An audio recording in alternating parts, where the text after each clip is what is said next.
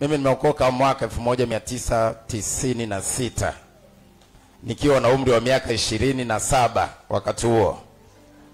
Na mwaka 99 nikiwa na umri wa miaka 30 nikaitika wito wa kwenda kwenye shule ya utumishi ili niweze kumtumikia Mungu. Na ndio sababu ya kuja Dar es Salaam kutokea Musoma. Nikaja Dar es Salaam nikajiunga na kanisa ambalo nilijiunga nalo ambalo sina sababu ya kulisema leo. Na nimehudumu hapo kwa miaka takribani 20. Mwaka huo 99 nikaingia kwenye shule ya utumishi ambayo ilihitimishwa mwaka 2000 Januari. Na nikawa nimequalify kabisa kwa ajili ya kwenda kuwa mchungaji.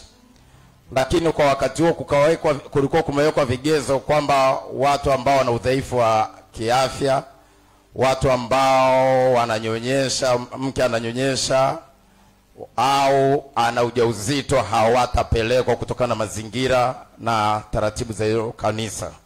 Kwamba mazingira wanayokwenda kuanza maisha yatakuwa ni magumu, yanaweza kuwa na changamoto kwao. Sasa wakati alivyopimwa mke wangu akakutwa ana ujauzito. Sasa kwa sababu hiyo nikawa nimekosa sifa za kwenda kwenye uchungaji. Na baada ya hapo nikaongea na baba yangu wa kiroho, mchungaji alikuwa ananichunga hapo, kusudi langu la kurudi nyumbani kwa sababu kile kilichonileta Dar es Salaam kimefeli. Akaniambia utumishi sio kuwa mchungaji tu, unaweza kuwa mtumishi kwenye mambo mengine hapa. Kwa kutokea hapo, kwa sababu ya spirit ya ufuasi nilionayo, nikachukua ile maneno nikaanza kuyaishi. Kwa hiyo nikaanza kufanya biashara na ninatumika ndani ya kanisa. Kwa hiyo nimetumika katika ngazi mbalimbali katika ile kanisa kwa miaka yote hiyo. Na nikawa ni mfanya biashara ambaye nilikuwa na mafanikio. Nimekuja hapa Dar es Salaam sina chochote. Nikafika mara nikawa na nimejenga nyumba, nina usafiri na kadhalika. Kwa hiyo nilikuwa nafanikiwa, nilikuwa na biashara zinafanikiwa. Na baada ya hapo mwaka 1918 kukatokea mazingira fulani pale kanisani ambayo yakanipelekea mimi kuondoka pale kanisani. Na nilivyoondoka, kwa ukweli nilijua mimi kwamba sikutendewa inavyostahili. Na nikakwazika nikaondoka. Baada ya hapo nimejaribu kwenda makanisa kadha wa kadha. Kila nikienda kwenye kanisa fulani naona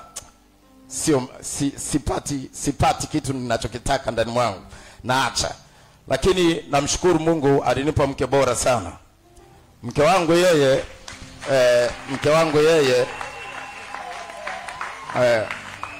huwa anasema kama leo Mungu akinipa nafasi ya kuoa upya nitamchagua tena Ana. Huyo.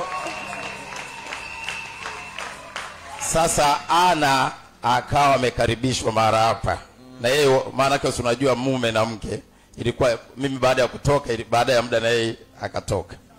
Sasa akaalikwa, akaja hapa, akakuta kitu kizuri hapa. Sasa kila mara ananishawishi kucha. Lakini mimi nishaenda makanisa kadha wa kadha, sasa hata ile imani ya nani sina. Na ukweli ndani mwangu sasa mimi nilikuwa baada ya yale maelekezo ya mchungaji wangu yule, nilikuwa nawaza kuwa mfanyabiashara mwenye mafanikio makubwa ili ni wasupport watumishi wa Mungu. Ndio ilikuwa kitu kilichoko ndani ya moyo wangu. Kwa hiyo Ana akawa ananikaribisha kila wakati, na mimi nikawa namwambia sitaki kukaribishwa kwa sababu mimi nafahamu kila kitu. After all nilikuwa nakuongoza katika kila idara kwa kanisani. Wewe huwezi kunieleza chochote. Kwa hiyo nikawa naendelea. Sasa unajua kadri unavyokaa nje na unanyonywa mpaka unaisha. Ikafika wakati miaka wa kwanza, wa pili, wa tatu kuisha kabisa kiroho, nikaanza kuwa mzinzi tu wa kawaida. Mlevi tu wa kawaida. Kila uchafu sasa nikarudi kama mwanzo. Of course kabla ya kufa nilikuwa matata sana. Sasa baada ya muda mwaka 2023 mwaka juzi, nikaanza kuwa ndani na hukumiwa sana ndani mwangu. Pale jirani kwangu kuna ibada, kuna kanisa jirani wanapofanya ibada, mimi niko nyumbani Jumapili, ndani kuna kuwa na hukumu, kwa nini unakaa nyumbani wakati wengine wanaabudu? Alafu unajua na hapa maombi yakifanyika hapa yanafika pale nyumbani kwangu nilipo Majengo. Kwa kila mara nikisikia vile kuna kitu ndani kinanisukuma, kuna roho inanisukuma ndani ya kurudi kanisani. Sasa siku moja nakumbuka ni tarehe 20 mwezi wa 8 mwaka 2023. Usiku ule nikafanya maamuzi, kesho naenda kanisani. Na nitaenda kanisani anakwenda mke wangu. Lakini sitamwambia kwamba nitaenda kanisani. Asubuhi ameamka anaanza maandalizi, mimi nikaamka nikamuuliza unavaa nguo gani kwenda kanisani, akaniambia mpigia pasi. Nikapiga pasi na nguo za kwangu, nikaoga. Sasa ananiuliza unataka kwenda wapi, mbona unajiandaa? Nikamwambia wewe tulia, mimi na mambo yangu, endelea na taratibu zako. Nilivyomaliza nikaondoka, nikamwacha nyumbani kwa sababu kanuni yangu moja, huwa sitaki ibada ianze kabla sijafika kanisani. Na nikaona nikimsubiri na peleka zake atanichelewesha. Nikaondoka nikaja hapa yeye juu kama mimi nimekuja, akaja nyuma yake akanikuta. Lakini kufanya story we fupi, siku hiyo baba yangu DSK alitoa neno hapa akiwa ametokea Sabasaba. Alikuwa anakwenda Chomoza, anakwenda Sabasaba, alafu anakuja hapa. Akaja akatoa neno siku ile ile. Baada ya kumsikiliza nikasema huyu ni mchungaji wangu, hapa ndipo nitakapokuwepo. Na bahati nzuri Mungu akaniwekea ndani ushuhuda kwamba hili ni huduma limoja likubwa mno. Kwa hiyo nikasema nitakuwa hapa. Sasa mwaka 2024, manake mimi na umri wa miaka miwili tu katika ile kanisa na miezi kama miwili. Mwaka jana na around nadhani mwezi wa 3 kukawa na mkesha Msewe.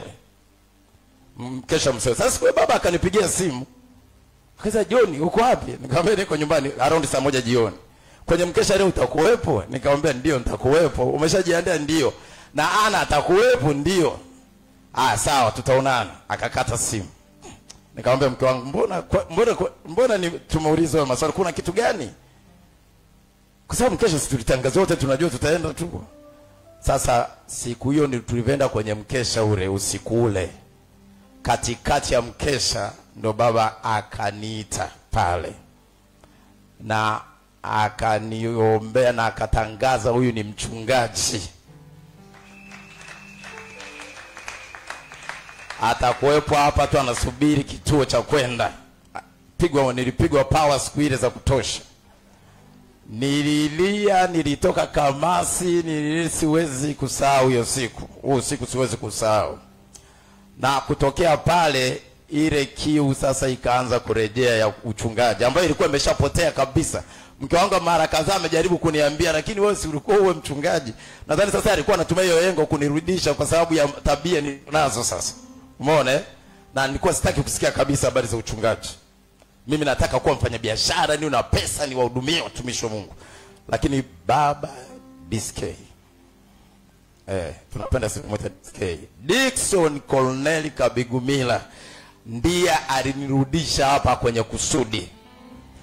Na mwaka jana tarehe 8 mwezi wa 10 akanipeleka kuanza huduma Chanika. Hivi navyozungumza tumemaliza mwaka mmoja pale Chanika sasa. Amen. Na toka wakati huo amani nilionayo sikuwahi kuwa nayo katika fedha nilizokuwa napata kwenye biashara. Furaha nilionayo sijawahi kuwa nayo hapo kabla. Yaani kuna watu hawaelewi, kuna watu kwenye maisha ukikutana naye anabadilisha kila kitu kwenye maisha yako. Na wewe mwingine ukijaribu kumngoa kwa huyo hutaweza. Kwa sababu mimi namjua yeye niliyemwamini. Paulo akamwambia Timotheo, usimuonee Kristo haya lakini usinionee haya mimi mtumwa wake.